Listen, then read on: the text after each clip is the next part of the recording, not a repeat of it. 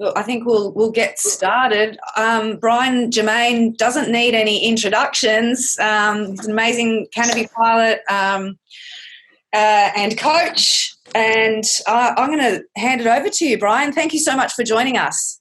I'm thrilled to be here. Hello, everybody. I want to thank everybody for showing up. I think it's fantastic to get together and talk about safety and figure out what we haven't really examined enough, as a sport. Topics of conversation that really can make a difference.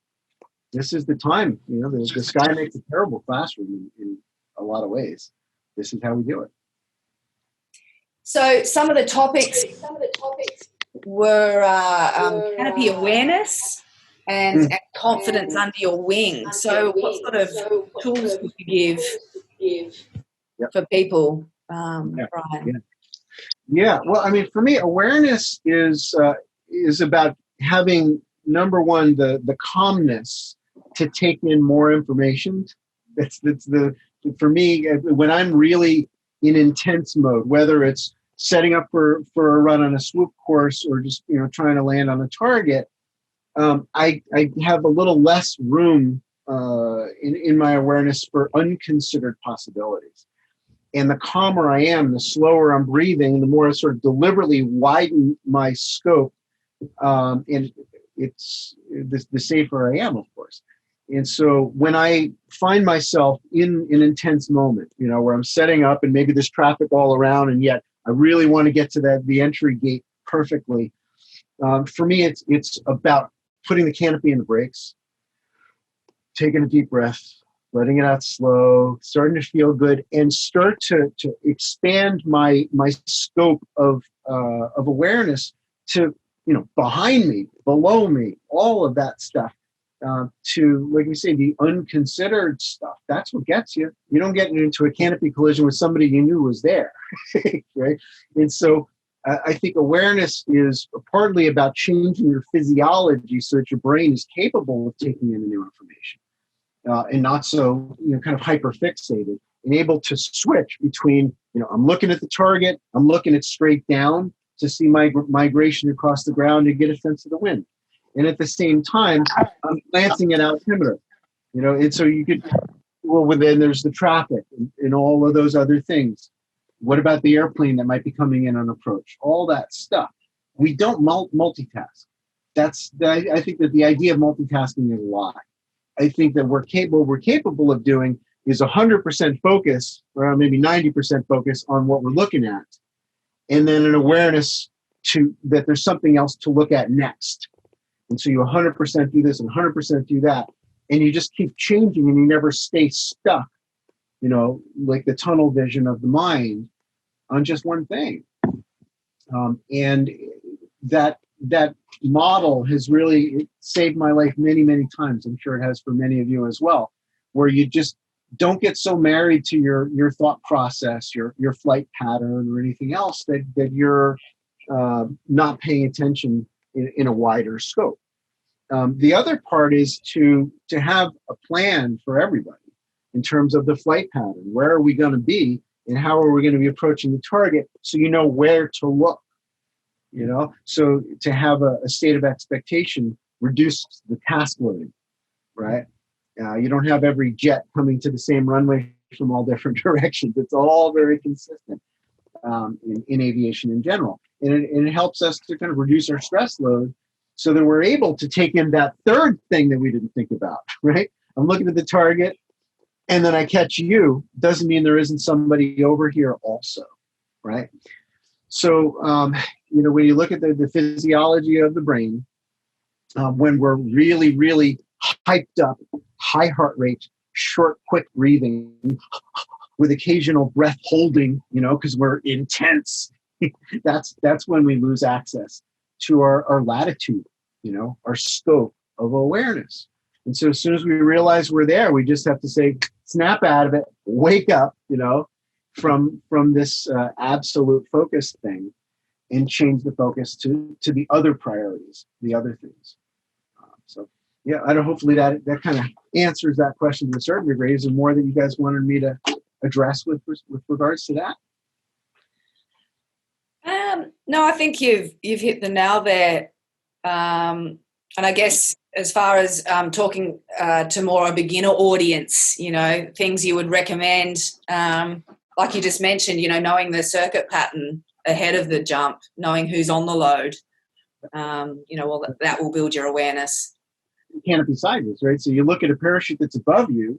If it's big, you know, as big as yours or bigger, well, unless they spiral, you're probably not going to see them in the pattern. But if it's a little canopy above you, there's a good chance that you will. If it's a big canopy underneath you, you may get to see them, especially if you do a steep turn. They may show up for you again. So making that appraisal early on, and then again, a little more intensely as you get to about 2,000 feet. For me, that's when I'm starting to really seriously think about the pattern. Up to that point, I'm just trying to, you know, stay within the wind line, within the wind cone, we call that, to be able to have the freedom to explore my parachute. But as I get down a little lower, I'm not just looking at canopy colors, right? I'm getting a sense of flying style. You know, is this the kind of person, if I come near them, they get so terrified that they just run away? Or they're the kind of person that, you know, they run their legs to say, I see you, and maybe we can cooperate and communicate, right? To be able to notice somebody is one thing, but to be able to actually coordinate an approach with somebody else or a number of other people, that's impressive stuff. And it does come from having a structure where we have a plan ahead of time. But oftentimes it's, you know, you look over at them and you say, okay, maybe you do brakes or something. And that's why in my canopy courses, I think I'm probably the only one that does this. By the end of the course, I pair everybody up, even the people with 20 jumps. I pair them up in two ways, and I have them fly in, you know, not tight formation, but close enough, up to about 2,000 feet above the ground, to be able to learn how to be near somebody, get over the fear of it, and realize that there's hand signals that we can use that will tell them what you want them to do. And then you have a plan for break off based on wing loading. Who's going to go down? Who's going to go up? You know, the lighter wing loading obviously should be the one riding the brakes to create the separation. Why not create sustainable vertical separation, right? Yeah. So I think there's a lot to be talked about just within that topic alone. But I mean, who do you want to be in the pattern with? The person that's terrified of seeing another canopy near them, and you know, and they're putting themselves in danger to get away from you, or somebody that casually goes, "Hey, what's up, Ryan?" You know, and they run their legs, and maybe we talk about what we're going to do, or maybe we just sort of silently hang out together and fly together and flare next to each other. That's fine. It's just being behind somebody is a problem. Off to the side is not a problem. You know, you just maintain your direction of landing that you originally discussed, and then there's no surprises. Parallel courses. Yeah, sure. Yeah, we could talk all day about more of that sort of style of coaching of getting people and pairing them up and playing with each other. Yeah. Oh, you should see that when they walk out to the plane, you know, you get, 30 jumps, 50 jumps, something like that. They're walking out to the plane, and I gave them the full briefing. You know, I sat down with each two-way and talked about their exit order and all this stuff, break-off procedures, all that. But as they walk out to the plane for the first time ever, intending to get together under canopy, they look, kind of white in the face. They look a little nervous and not breathing well. And I just remind them, just have fun. You can always leave whenever you want to. You're in power. You're in control of what happens here. They walk out looking scared, and they walk back elated. You can hear them. They're just hooting and hollering, and they're so happy. And so I think that's a breakthrough. For sure. Yeah. Yeah, I do a lot of one-on-one canopy coaching and with people with thousands of jumps, and they land like it's their first jump again. They just go, wow, this is amazing. Yeah, for sure. And then when you add, radios into it, it really steps it up. Absolutely. Yeah. You're not just doing sign language, which is sufficient. It is enough to say. But if you can fly up in formation next to somebody and say, go to a little more breaks. Let's both slow down, a little more. Yeah. Right, come a little closer. Don't be afraid. It's all right. Now I want you to take a deep breath in with me. Really big one, all the way in. And let it out very slowly. Now I want you to think about relaxing your feet. just open up your foot fists. You know what I mean? And their demeanor completely changes. They become much more responsive and more playful. And so their skill comes out because they were able to hear me breathe. You know? Yeah. I watched a video of yours recently with you doing a one-on-one with your comms, and I do the same thing. Travel around and it is great. It's, you know, I used to yell 10 years ago, and you can just calm people down just by talking to them under canopy, and they're just like, wow, this is great. It's just a simple Bluetooth headset. Yeah. They're not terribly expensive. They're well worth the money. Yeah. And you can take somebody from that mentality of, my parachute ride is something that I suffer through so that I can land safely and go and do another skydive. Well, geez, why don't you just sell your rig and spend all the money on the wind tunnel? Yeah, that's right. Let's love all of it. You know, let's learn to love flying our parachutes, and that's what's going to give us the skill. Let's learn how to relax under canopy more so that we can switch it on in sort of a more aggressive, joyful, playful kind of a mode. That's when people start to really, really get better at this stuff. Yep. For sure. Relaxing under canopy. So do you think, talking about using different tools under canopy, what do you think is the most important tool?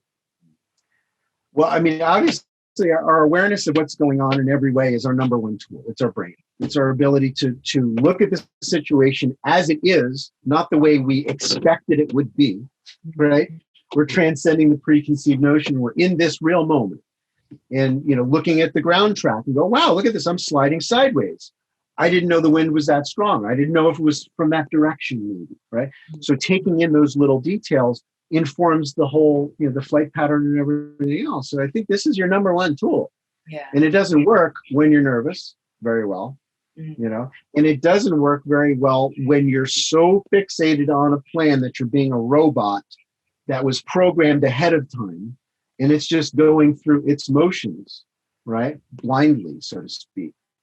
To be able to be kind of fluid with our plan and make adaptations, right? That's the ability to do that stuff. That's, to me, that's real intelligence, not just rote memorization like they teach us in school. You know, you can remember a date and they call you smart. I think thinking on your feet is what really makes somebody smart, to adapt and modify and be creative, right? Yeah. But you know, that said, in terms of inputs, I would say that one of the most important inputs for me as a teacher to be able to drive home the concept that you have the ability to sharply increase your angle of attack whenever you need to, whether you're in a turn or level flight, whether you've flared, maybe you started flaring a little low, or something caught your attention at 20 feet above the ground, you know, another canopy or something, or a camera. You know, and now you find yourself low and you have to sharpen the input. Not talking about going from full flight to full brakes in a quarter of a second. What I'm talking about is wherever you are in the toggle stroke to give it a little bite, right? I'm in a turn. That turn is a little low. The ground is coming. I go in the middle of the turn, the same amount on both toggles, and I can instantly access my lift to be able to shove that wing to a higher angle of attack at this current airspeed, in this airspeed context. And as a result, I get insta-lift, right? And so to me, that's the big one. You know, they'll find themselves on final approach, instant turbulence, the canopy hits that kind of pocket of air and the parachute surges forward on the pitch axis. And suddenly, you know, it's dropping towards the ground and it's time to flare sooner than you expected it would be. If you always flare exactly the same way, it's going to hurt on this one. But if you change it to the, you know, ready to be aggressive, right? A short, you know, say, you know, 12 inches or whatever it is that is required to make your parachute instantly level off. I think that can save a lot of legs. Do you reckon that would be a good technique for people to practice, you know, while they're flying around, you know, in their holding area? Absolutely. Yeah. Whether, and not just I'm flying along and I go, rah, but also I'm in a turn, ground's coming. You know, I do this with hanging harness training in all my courses. I actually set up the hanging harness wherever I am. I bring what I need. risers and bungee cords and all that stuff. And I have a strap that attaches to your hips, to your hip rings. And so when you flare, I pull your hips forward. It tilts the whole system. And so you get to practice leaning forward as you do this thing. And I'll say, all right, start a turn, lean in the harness, add some toggle, keep going. Ground's coming. I'll yell at them, ground's coming. And so they have to stab the brakes and lean forward and bring their knees up a bit so that they can reduce their body drag and facilitate the recovery, to get you under and then in front of the canopy. It's instincts that you're cultivating through repetition. Yeah. And so the winning formula of always be gentle under canopy, it works 90% of the time. It's the 10% that your femur gets broken, So you have to know when to be aggressive, when to harness your power, and not be afraid of that. I'm not a fan of lifting toggles quickly, but depressing them sharply, a short little burst of energy, oh yeah, that is extremely important for safe canopy flying.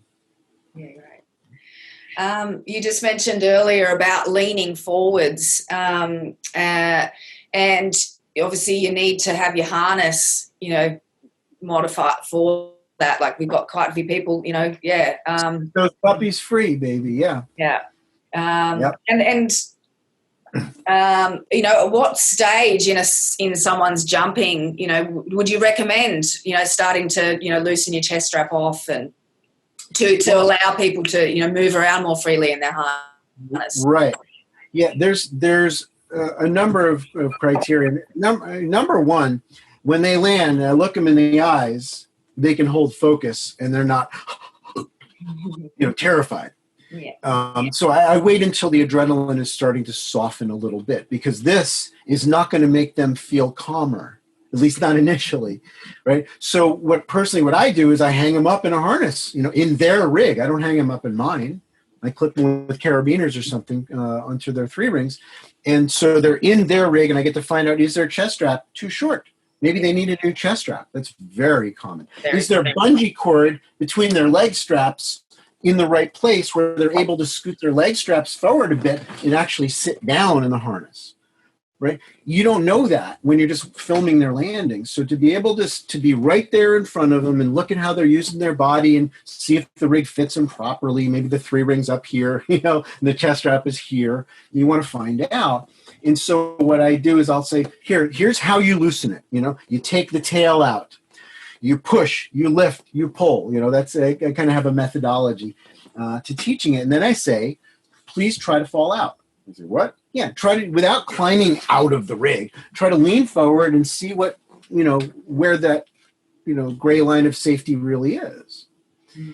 And always they go, oh, I thought I could fall. I can't fall out. Exactly. This is what we call experiential learning. And so if I do that, I can get somebody right off of AFF and teach them to do this stuff. If I can hang them up for 15 minutes or something and really work with them, up close and personal, and tell them, all right, let's start over again. Here, stand on this chair so you don't fall, your legs don't fall asleep. Just give them a rest. Okay, here we go again. All right, so I take the chair out again. All right, now I want you to just sit down, get comfortable, be sort of commanding your power here, not feeling like a victim. And so if I repetitively do the flare practice, leaning forward, lifting your knees, pushing towards your butt as you finish, if I do that enough, they will do it, even with only 15 or 20 jumps. But if I look in that person's eyes with 40 jumps and they still look just terrified, no, I'm not going to give them more perceived risk, because that could reach the point where it tips the balance where they make a really bad mistake. Because loosening your chest strap, leaning forward, getting yourself in a nice body position so you look good in a picture right before you flare, it doesn't flare the parachute, And I have had people not flare. They're in perfect body position, they're leaning forward, they're sitting down, everything looks great, and they forget about the most important part of the parachute jump. I mean, we don't even have to pull anymore. The AAD will save us. But you have to flare, right? Yeah.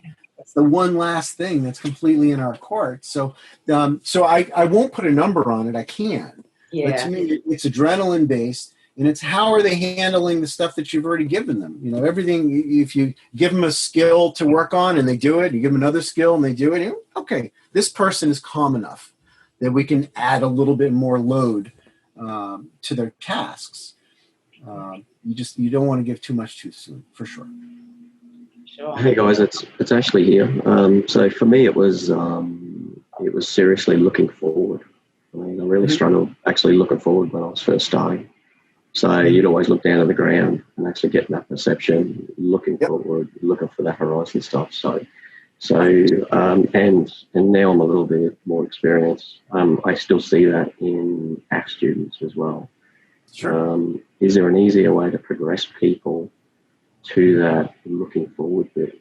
Is there any skill sets you actually teach in that space? Yeah, well, what I try to do is have them, I'll draw, here's your glide ratio. Here's the triangle of where you're traveling. You want to be looking kind of in the middle of that. In other words, you're looking towards the destination point, the point in the ground that's not really moving, where you're going to. And as a result of looking where you're actually going, you have more information. By lifting your eyes a little bit from straight down, you're having this angular perspective that gives a three-dimensional data set, as opposed to straight down, which is just a map, right? It's a two-dimensional representation in which depth perception is not so good. And so, you say, well, do you want to land beautifully? This is how we all do it. I don't know any great canopy pilot that comes in looking straight down, because you can't do it that way. I don't know any great canopy pilot that looks at the horizon as they're coming in either, because you're not landing on the horizon, you're landing over here. The tricky bit is when you've got enough wind to arrest your forward progress and you're going straight down. That's where often you will have people looking down and I say, you've got an instrument failure. What do you mean you have an instrument? Well, your artificial horizon is the real one. And if you're looking down, you don't have an awareness of your roll axis at all. And as a result, people who look down often, in addition to flaring high and low, they tend to tip over because they're not aware as the turn begins, as the asymmetry of their flare input starts to get worse, the parachute starts sloping over, and they're not cognizant of that. And so by looking forward, it's going to help them with their roll axis stability. So that's one of them. And I actually try to have people look forward at the relative wind no matter what they're doing. When they're doing high performance, max turns at altitude and trying to, turn and add brakes during the turn, aggressive recoveries and things like that. I have them look forward at the relative wind, and it helps your brain make sense of the situation.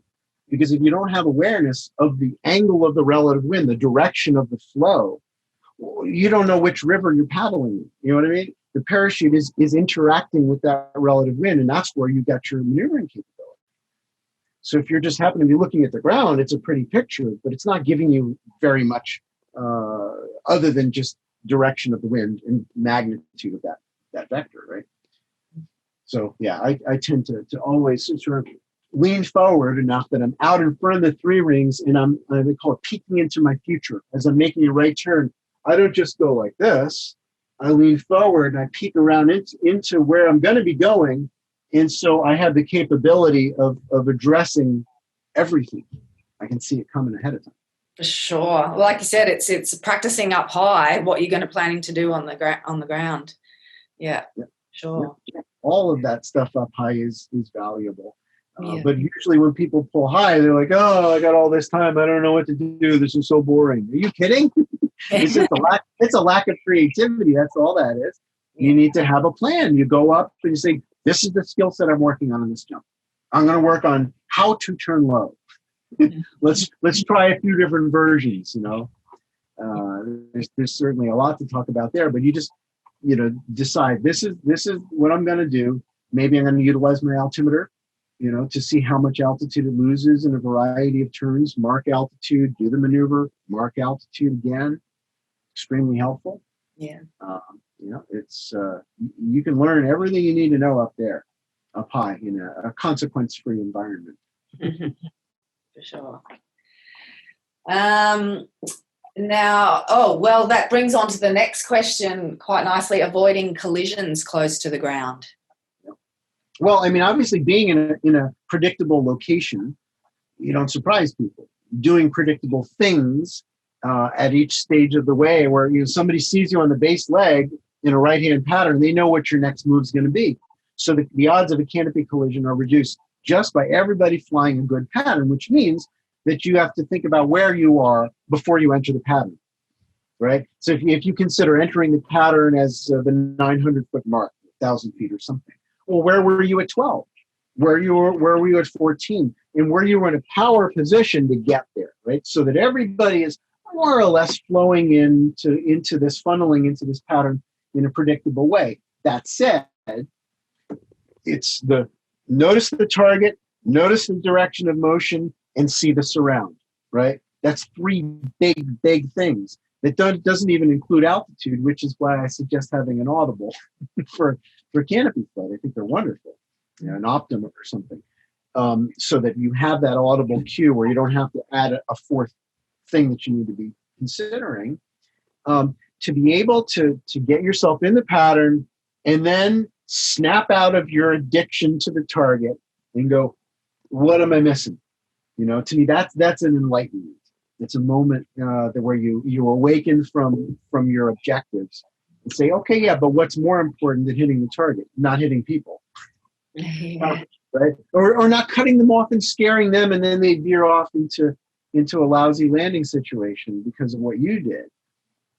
The other part is also to plan out if there's a lot of people coming to the landing area at the same time, to think about where you want to go as the first one down. Maybe you're the leader of the group, right? The lowest one that's out in front. Well, maybe you don't go straight for the middle of the target. Maybe you want to be polite and you shy to the outside, right? You take your pattern to the outside and leave space for the next person. Maybe the next one comes in alongside you a little closer to the target, and then you work your way in lanes until enough time has gone by where there's no more turbulence, no more interaction, and then the next person can take the one on the outside of the pattern. To be able to sort of loosen your objectives enough to cooperate and flow well with others is very important. I mean, the Hercules Boogie, have you guys heard of this one? They used to do it in Sweden. They don't anymore, but they used to give us a C-130 for 10 days, $20 a jump to full altitude. And, they could put 196 jumpers in there if they want to. And yes, we did have 2 landing areas, but we didn't have 5. And we just flew patterns, and nobody did high performance approaches. If you came in too hot where you're, aggressing past people, they would come out and say, oh, you can't do that here. You're in Sweden now. It's very safe here. And it would always work. It would always work. We never had canopy collisions. We didn't have anybody hooking in. And we made a lot of jumps. So I think to have the idea of a flow of traffic, and not be afraid of it, not be afraid to be near people. You sort of notice where they are and anticipate where they're going to go. And he's maybe a little faster. He's maybe a little slower. Brian Burke has the idea that if we have a bigger canopy and a smaller canopy in the pattern together, well, maybe it makes sense to have the slower canopy fly full flight and the smaller canopy in some brakes so that they fly at about the same speed. On a big way, or jumping out of a Hercules or something, that might make sense. A lot of people landing in a small landing area, that might make sense. But in the real world, in the drop zone, it doesn't always. And so this is where deliberately displacing your landing location can be really helpful. You don't have to land at the pea gravel pit. Always ready to just say, it was so crowded. At 2,000 feet, I made my decision. You guys can all have the target. I'm going to take a nice long walk and pick some berries on the way back and, and enjoy my solitude out there. It's a selfless thing to do, but I think we all will find ourselves in that circumstance. Yeah, for sure. That get home-itis. Sometimes you're coming back from a long spot and getting low and just wanting to make it back. Just one, because you have that in your mind that unless I achieve my objective, I'm going to be angry at myself. You know, I'm going to be disappointed with myself. And I think that's part of the problem, is that if you approach skydiving from a perspective of ego, you know, which can be harmed or built up depending on the roller coaster ride of performance, you know, where not all the variables are in your control anyway. You can't guarantee a dead center every jump. You can try, but half the time you're cutting somebody off to get the dead center, right? So I continue to approach skydiving as I'm going to do my very best to implement my plan, and I'm not going to be disappointed if it doesn't work out that way, because I jumped out of an airplane and I lived. You know what I mean? It's, you have to set yourself up with a no-fail mentality, where there is no disappointment if you can't do your swoop. I mean, I get it. You've been sitting in an office cubicle all week long, and you want to do your 450. I get that. But sometimes it's not appropriate. You know, sometimes you'll feel better about having not done it. You know, or tried to make it back to the drop zone. You know, and you have to do that one last low turn, which maybe it'll work, maybe it won't. Maybe it's better to walk a long way than to be carried a short way. Wise words. We have a question from Breezy, who's here with us. He says, Bree, a question I have is, when we look at glide ratio, once we know the glide ratio of the canopy we're flying, is there a parameter we can apply to the glide ratio which represents an adjustment for wind speed? Yes, absolutely. Something we can easily apply as we have the updated wind speed on the ground. All right, I'm gonna. Can I share, or is that possible? Yeah, go for it. That'd be great. Great. The whiteboard. Okay, you guys can see that now, right? Yeah. Okay. So what I'm going to do is I'm going to go see the arrow here, so I can draw a vector. So let's say you're the average person in terms of, you know, the parachute design and the wing loading and everything else, and you've got about a 2.5 to 1 glide ratio. So if you were to then draw the wind vector, right? So if your parachute's airspeed is, say, let's say 30, then your ground speed is maybe 26. Pulling these numbers out of my hat, but it's not a bad number. And so that parameter is easily drawn by doing this. So that's your ground speed. So if you look down at the ground, you see your shadow moving across the ground. So that's your ground speed. So if you can figure that out ahead of time, maybe you jump with a GPS, right? So you know that the wind today is this speed at this altitude. You check flight service or something, and you look at your GPS on a no-wind day. There's a lot of ways to figure this out. That allows you to have the extreme parameters of maxima and minima. In other words, what's the fastest I'm going to move across the ground on a no-wind day? Well, on a no-wind day, I'm going to be going about my 26 miles per hour or so. But if I have a headwind that is 26 miles an hour, I know what my ground speed is. 0, right? So if I was to cut that in half, so if the wind speed, the wind that I'm facing into, is going to be, say, 13. So let's draw that on here. Change color. That'll make more sense.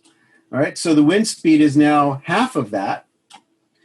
So here's my glide ratio. It cuts it in half. So instead of 2.5 to 1, it's 1.25 roughly. Right? And so I can interpolate to get a rough idea of the values. So this creates a kind of a mental scaffolding that allows for what I call gut math, which is experience-based. But at the same time, if you have these extremes of, okay, well, if I'm facing into a wind that's 26, I'm not moving. If I know that the wind is only about 10 miles an hour, well, that's going to put me somewhere around here, right, in terms of my glide, which I can interpolate that to be maybe 1.5, 1.6 glide ratio. So from that, what I can learn is if I have no wind and I've got a 2.5 to 1 glide, that's this red line right up here. If I'm 100 feet above the ground, how far do I go? In a 2.5 to 1 glide, 250 feet, right? So if I have that knowledge, then I can use that to scale my expectation. It doesn't have to be numerical like this, but I think it's helpful to pull up some graph paper and just go, oh, okay, all right, that makes sense. If the wind is 20, I'm still going to be moving forward just a little bit, but it's going to be kind of a steep angle. And so from that, I can say, all right, if I'm turning to final approach, it might be 250 feet of progress across the ground from 100 feet, but from 300 feet, now I'm going to go 750 feet, right, times 3. Because of 100-foot increments, it makes the math easy. And so that's kind of how I do it. And then I take that information and I go to Google Maps to help somebody to kind of figure out their pattern, especially newer jumpers where they have absolutely no expectation about the size of the pattern. And I, right click. Have you guys ever done that one? Right click, measure distance. That's a wonderful thing.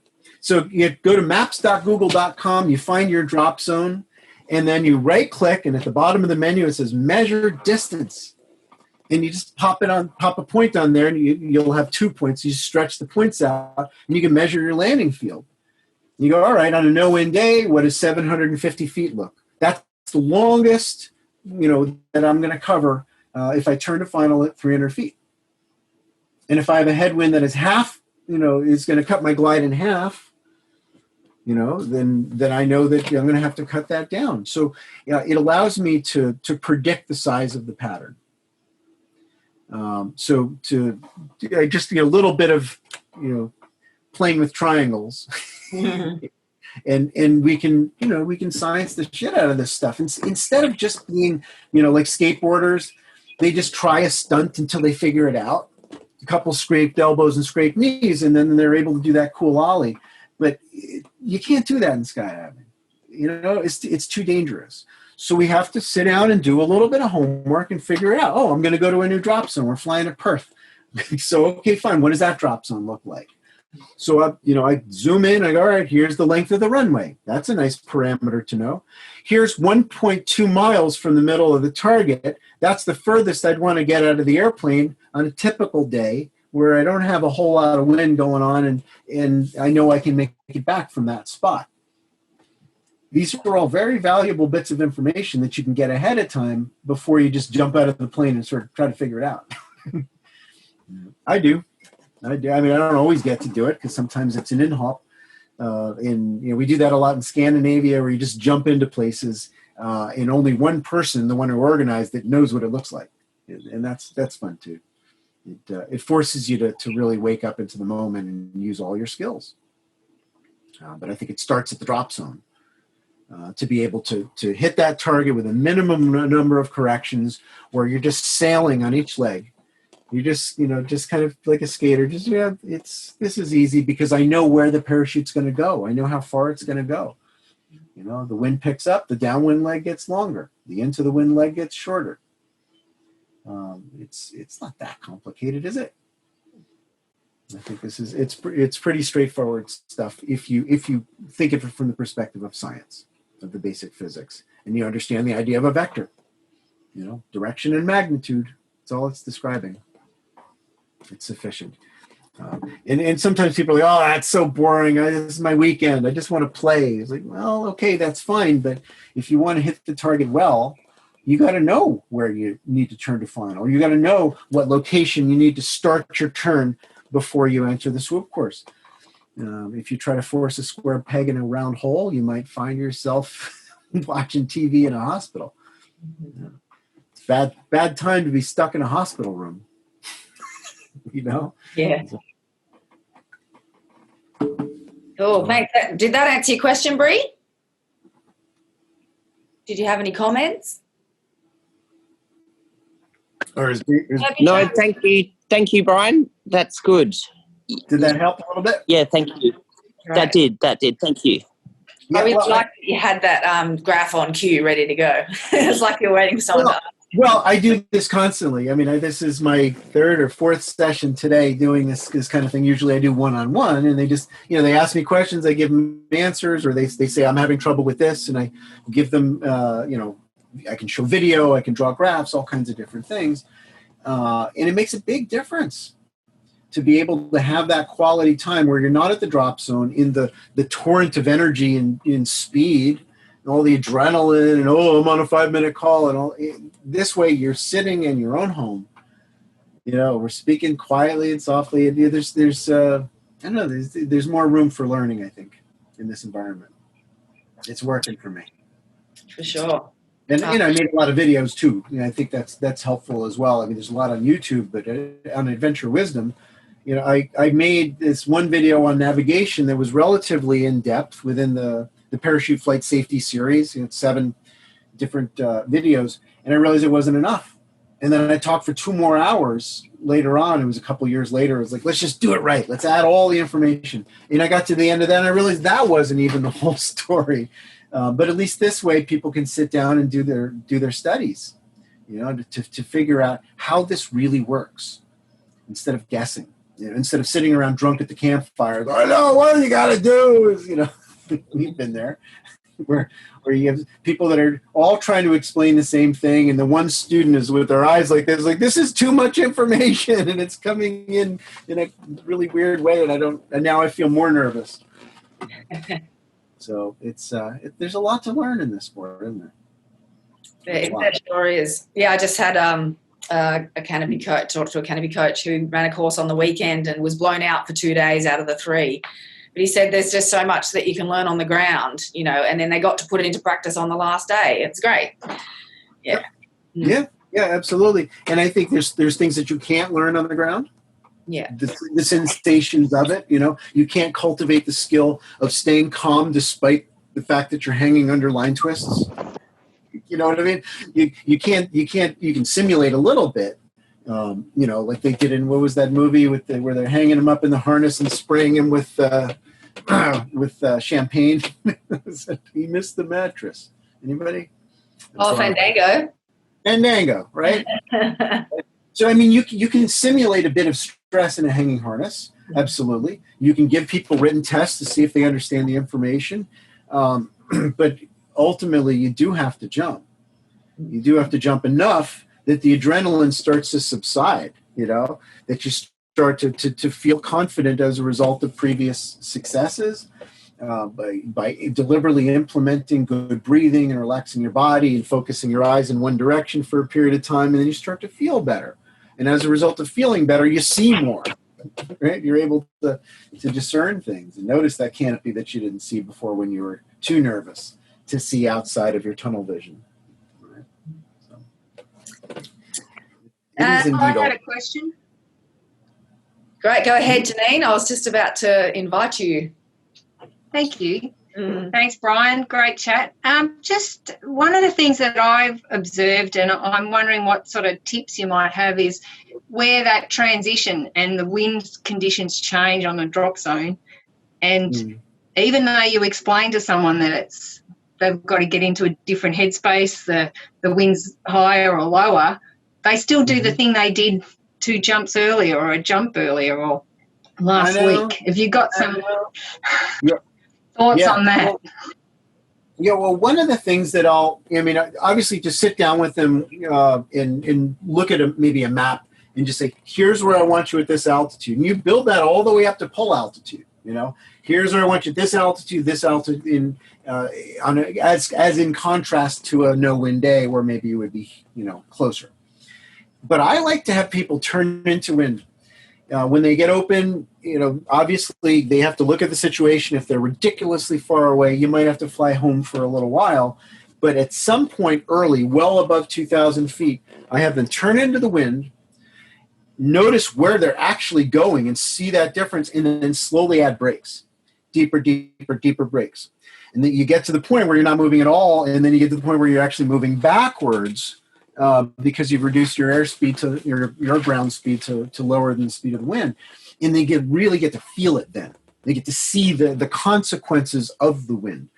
Flying in deep brakes, and you become like a hot air balloon, right? And then you get to actually sample the wind and see those differences. And then you have them do the same thing on a day where there is no wind. They point into the landing direction. They slow down, slow down, slow down. And they go, wow, I'm not stopping. Well, exactly, because stall speed is well well above zero, because so they get to see that difference and have them look for the destination point. I say, look straight down, slowly lift your eyes until you find the zone that isn't moving up or down, and hold your eyes there for at least 10 seconds so you can see, is that really the destination point, or is it a little above or a little below that point? And I think that alone is a really nice experiential learning tool that gets them to really see the differences. And then maybe turn them crosswind.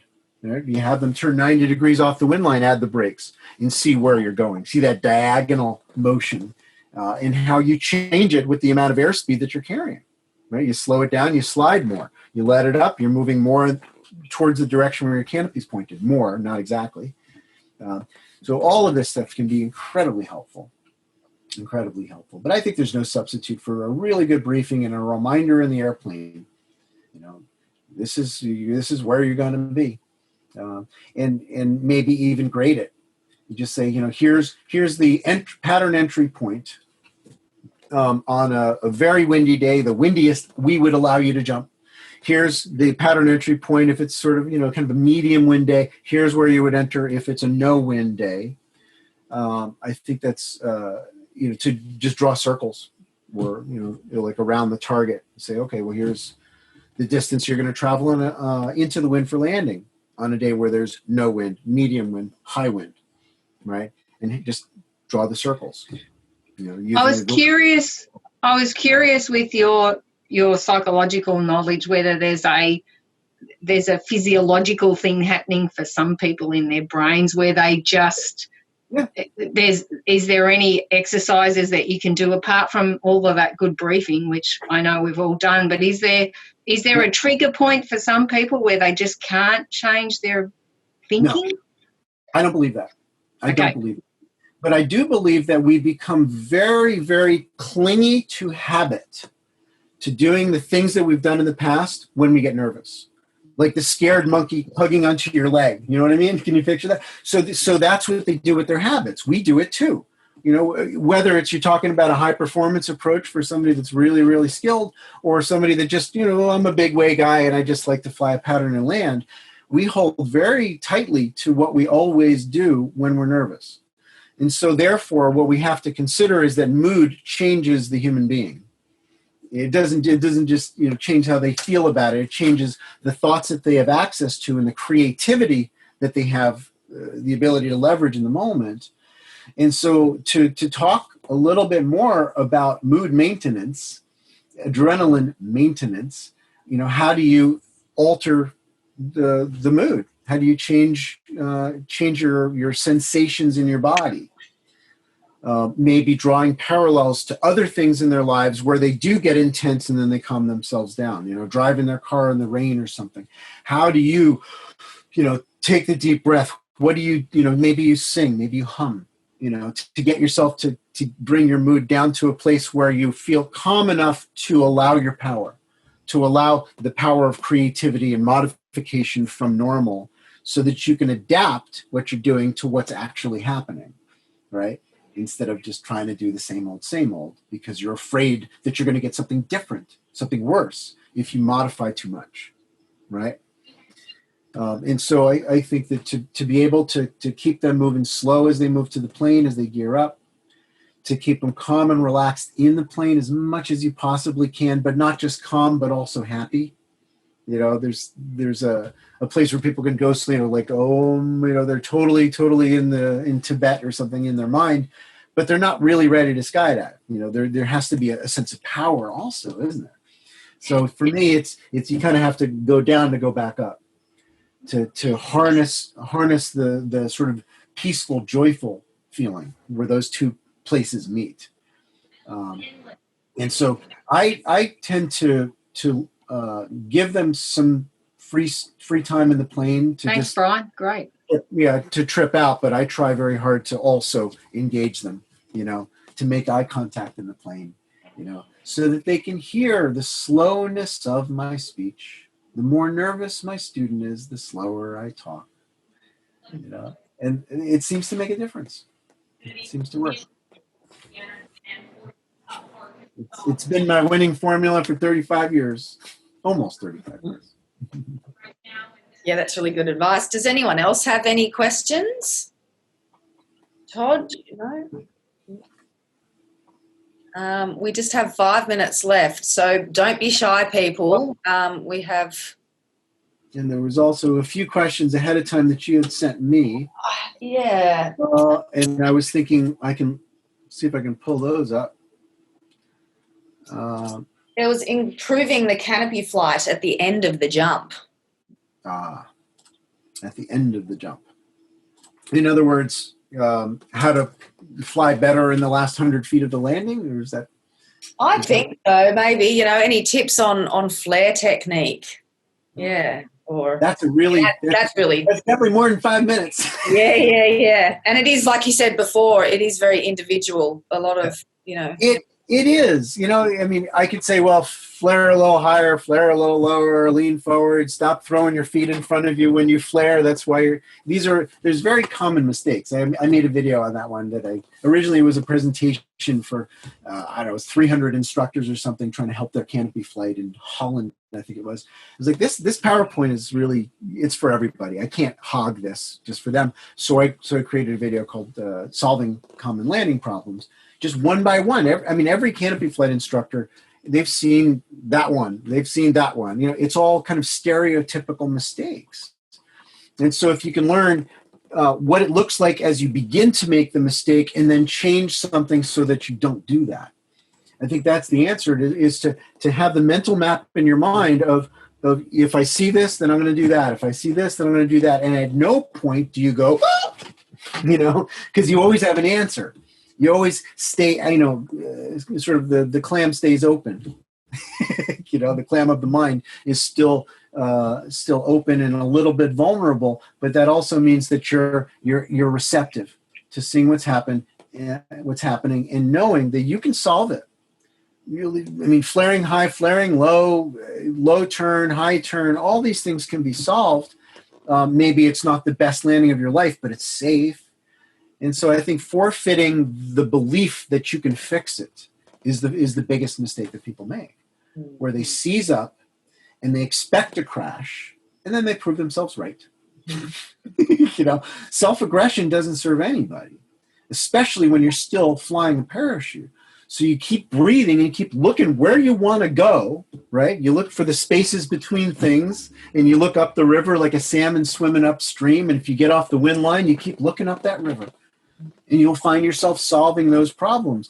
Parachutes aren't that complicated, That goes right, that goes left, this flares, and this unflares. So we have to remember that one too. That's a flight maneuver.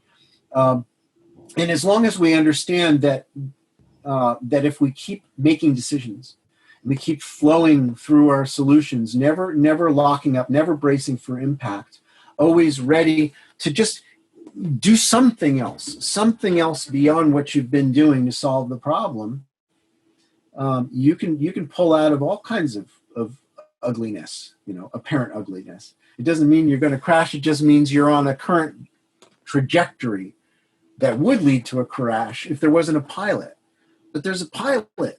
That's you. That's your job, is to fix stuff. So you come into your final approach breathing calmly and beautifully, fully inhaling and exhaling, fully smiling and fully aware of the big picture as you enjoy the anticipation of this beautiful landing that's coming, rather than thinking, here we go again, right? You can see it on so many of their faces in the last phase of the landing. They're just stiffening and expecting the worst. Yeah. So I think it's far better to recognize that somebody that's in a good mood, who's laughing and giggling, even if they make mistakes, they don't tend to get hurt. You tend to go with the flow of the tumble or whatever that is. But as soon as you get stiff and angry, that's when the catastrophe happens, because it's the compatible outcome. You know what I mean? You can't get blood from a stone. You can't get a beautiful landing out of being pissed at yourself or freaked out and powerless feeling. So you stay in a place of joyful power, and you keep making decisions. You keep flying your parachute. Yeah. How's that? Yeah.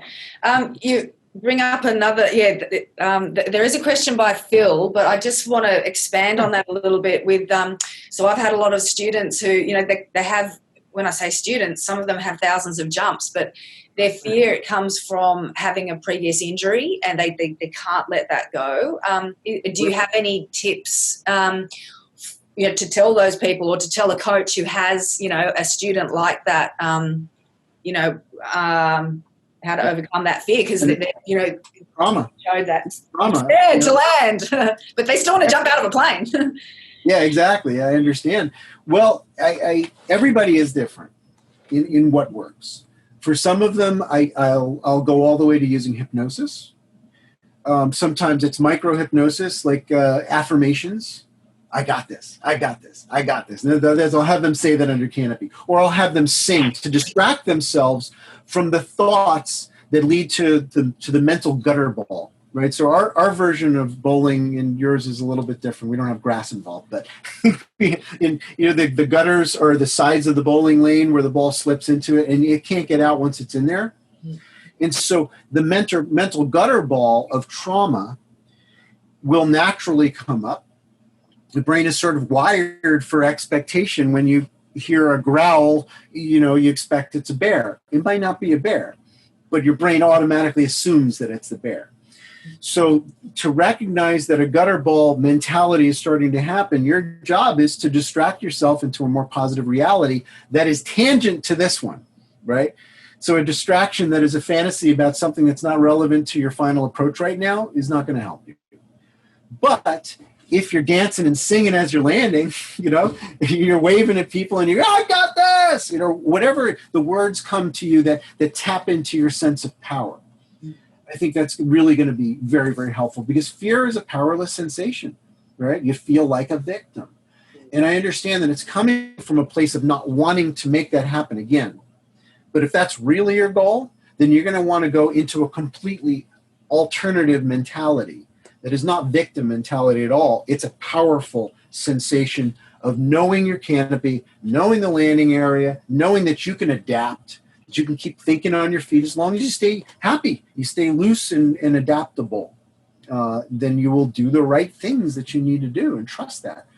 But there's so many different versions of the traumatic skydiving, mentality, that I really find I have to work with each individual and just talk to them about what's going on. Maybe it's sort of a lifelong victim mentality. Maybe they just totally screwed up. They hooked it too low and they broke their femur and now they're scared. That one's easier to get over, actually. It's when it's a lifelong victim thing, or like, I'm always careful and I'm always gentle and that's my winning formula and it's how I drive a car and I'm very polite and I never call people out on their bullshit or whatever. I'm just meek. Well, you're going to have to break out of that. To be a skydiver, you're going to be a little bit more aggressive, a little more commanding of your reality. But I think that's the pushback that we need. Yeah. But whether it's a single data point, an anomalous blip on your beautiful, perfect skydiving career, you made one mistake. Well, I think you can, sort of wax off, You just say, that wasn't me. It's not what I meant to do. I know what the solution is. It's not going to happen again. And then you have to add the positive self-talk, because the negative self-talk is what naturally happens after an accident. Yeah. Because we were taught that fear is helpful. Oh, fear's good, right? Our parents did it, our grandparents. Don't climb that tree. It's dangerous. They want you to be scared, because then you'll hug the ground. But we're flying people, and flying people have to be bold and brave and have a deliberate choice to ignore the negative self-talk stuff that is natural, that's old programming from external sources, from cultural sources and whatnot, and just say, no, I'm the commander here. I'm commanding my thoughts to be positive. I'm commanding myself to let go of anything that is negative. If it's a visualization of that, again, that I saw it. Who hasn't, that last visual before you hit the ground, from turning too low or not flaring or something, or from, dragging that nasty parachute that you should have cut away into the ground. All these things have occurred, but all of them are transcendable. They are, because it's in the past. The past doesn't have leverage over us. It's our awareness in the present moment. That all the power is right there. And as long as you just keep reminding yourself that you know how to do this, it's not that complicated. You just got to stay in the front seat of the car, and not climb under the seat. And you keep making decisions and trusting yourself. Great words of advice. And not just for skydiving, but just for living in general. Well, hell yeah. Well, sooner or later, we're going to have to take off our masks. You know what I mean? Sooner or later, we're going to have to go out there and hug people, and somebody's going to cough, when you're at the checkout line at the grocery store. And at some point, we're going to have to say, it's just a cough, And we're going to have to attack it with rational thought, proportional, rational thought, where we're recognizing the probabilities and the likelihood, right? So I think that's risk management 101, to bring back in a little bit of math, to bring back in a little bit of sense of how much I can affect the outcome. And then just let go of whatever's left and enjoy the excess adrenaline that I couldn't get rid of, and just call that fun. This excitement. Yeah, I don't know what's going to happen with this spot, with this opening. I don't know. But I know I can work with it because I'm going to stay on my toes. I'm going to stay in the moment. I'm going to enjoy the process of creativity and figuring out how to do that. Figuring how to get through this moment with my supreme intelligence to observe my reality. We're all capable of this. Sure. Speaking of which, I know we've gone a little bit over time, but Phil's asked a question. Any tips for landing tandems behind buildings in turbulence? Don't do that. Do it. Don't do that. Yeah. I mean, obviously, when you know that you're in turbulence, obviously mechanical turbulence tends to be a little more aggressive. In other words, off of buildings and trees and things like that. But in general, you want to fly coordinated turns. So in other words, jerking a toggle and then letting it off. That's you're causing an oscillation on all axes, right? You're twisting on the yaw axis, and so you surge the wing in front of you, and you're asking for an asymmetric collapse. So instead, you fly a fluid turn, smooth in the beginning, sharper, and then smooth at the end. That'll fly a coordinated flight path with the relative wind straight from the front. You're going to load the lines throughout the turn on that kind of a maneuver. So watch your pilot sheet. That's a very helpful tool to just notice as you make different types of turns, a coordinated turn, the pilot sheet wants to more or less track straight behind you. I understand with a tandem drogue and bag, everything's heavier and it doesn't work quite as well as a tool as a skydiving canopy. But so great excuse to go put on your skydiving canopy and just, play around with, how do I do a coordinated turn? Well, I lean in the harness to create the roll axis change, and then I add into the equation the other input. But what if I couldn't use my harness, like on a tandem? Well, do I just go jerk, or do I go smooth, smooth, smooth, sharp, and slow, slow, slow, slow, like that, in the way that I make the turn? I start into the turn, and I'm also ready to spank both brakes if I feel the bottom dropping out, or I feel the loss of lift, the loss of line tension, loss of pressurization in my airfoil. So I'm ready to make the parachute try to fly away from me by adding the drag to move it to a higher angle of attack, where now its additional lift will literally tension the lines if the parachute's trying to go away from me, up. So that's a big one. And powering through it for sure with airspeed. It's your friend. The worst tandem collapse I ever saw was somebody doing a straight in. And it was a very big parachute. It wasn't flying at 360 or something. It was. I think it might have been even that old 500 that we used to have. But yeah, he took an asymmetric and did a 180 into the ground. Nobody died, thankfully, but it was severe turbulence that wasn't there when they took off. And he just did the conservative approach of a long final. And so there are advantages to doing a graceful coordinated entry where you power through it and you super pressurize the airfoil and you create additional drag by virtue of the additional speed. and that drag pulling back on your airfoil prevents aggressive forward surges, which is essentially what causes this incipient experience, the canopy wanting to invert, whether it's asymmetric or full frontal or frontal fortune cookie. All of those things tend to happen because you weren't traveling fast enough to induce this dynamic drag to prevent the forward surge. So come in hot. Just don't hook it so low that you risk your tandem student's life because they are sort of relying on you. So using a good altimeter, a digital altimeter, to do your drills on your tandem canopy, just like you would with the regular skydiving canopy, to figure out recovery arc, mark altitude, you do the maneuver, mark altitude again. Do it again and again and again. And if you do it at 5,000 feet, the data is not valuable because the density altitude is extending your recovery arc. So you kind of have to do it closer to 2,000 feet to get really valuable, accurate data based on the density altitude near the surface, right? The crowded, draggy, high density air. That a bit tricky though when your passenger's weight is changing on every jump? Yep. Mm. It's not an easy thing. It's definitely not an easy thing. But especially in the extremes. Yeah. But the principles apply either way. It's just that your recovery arc is going to change when you've got a teeny little person on the front. It's going to be shorter recovery arc.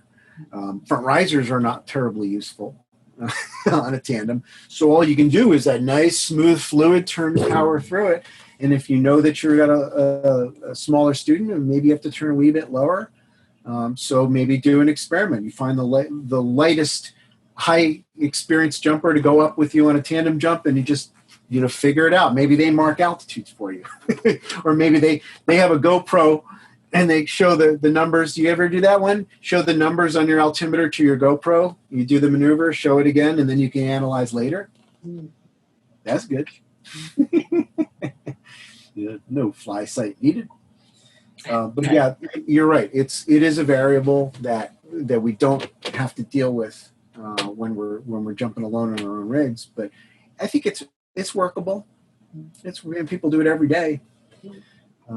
But yeah, and if it's that bad, don't jump.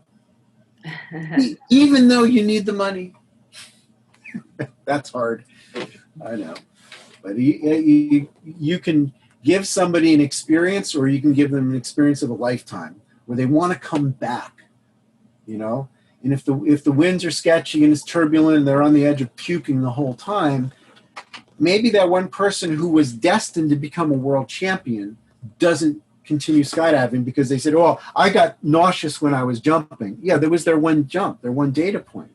And you chose to take them up when it was crappy conditions.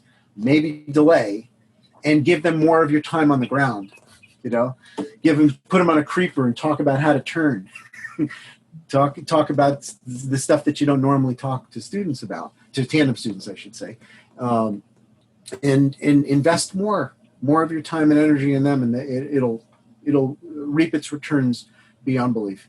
I've had tremendous, very high percentages of return in the way that I teach. I had my own drop zone that I opened when I was 25. And right from the beginning, I would teach them 2 to 3 hours for a tandem student. It sounds insane, right? And yet more than half of my students would come back for a second jump, for a first AFF. They would come back. They felt like they were a part of this. Yeah, great. Yeah, we do have a good community, don't we? Mm. Yeah, I think it will always be said that we come for the skydiving, but we stay for the skydivers. Yeah. Mm-hmm. Excellent. Oh, that's great to end on. We're 15 minutes past the hour. But if anyone has any last questions they'd like, but I think we'll wrap it up. Oh, hang on. Thanks, Jules and Brian. A great session. Thanks, Janine. It was fun. Thanks so much. Do you want us to plug your books? I mean, you've got some great material. Hey, I have some here. Oh, here's one. Here's one. If you have kids, Laura wrote a book too. This is my wife's. It's a kid's book. Oh, It's an great. adventure kids book. Yeah, it's actually I should show you the one with the skydiving. She had to put one. She had to put one in here with her skydiving. Yeah. Oh, that's great. Yeah. But yeah, there's a bunch. Where did I put the rest of them?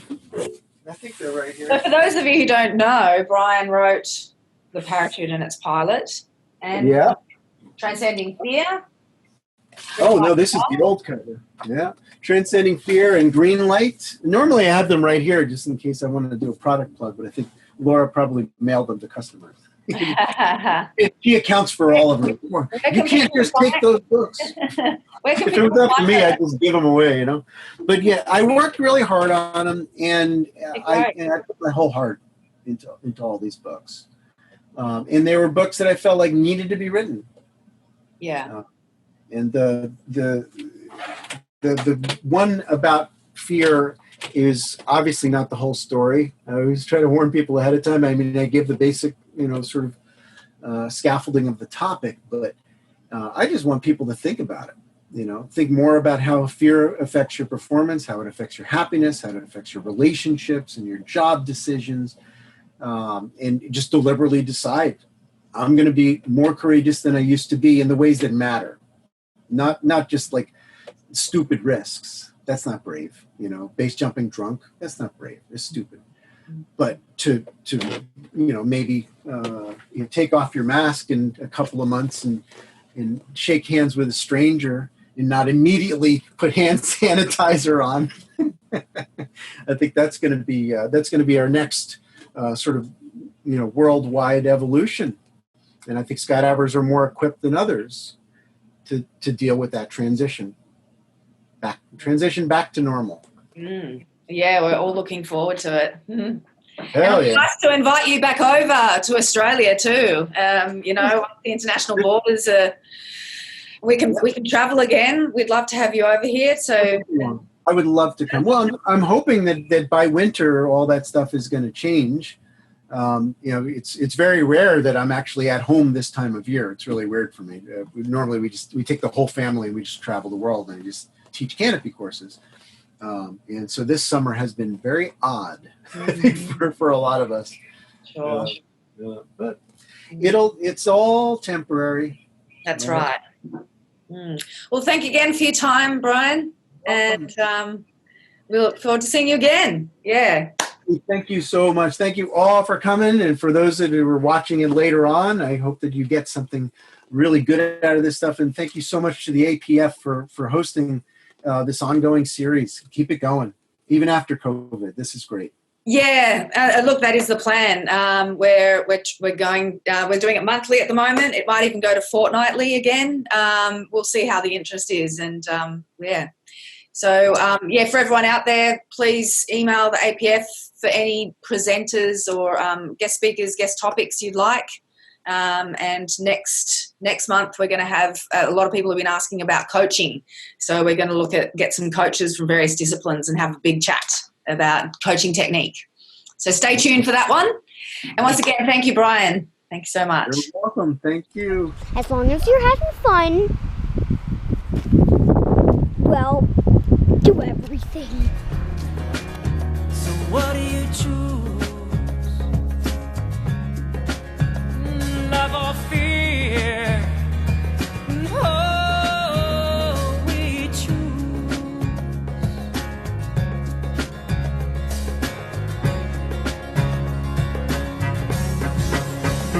I choose to love with freedom fire from my heart where the light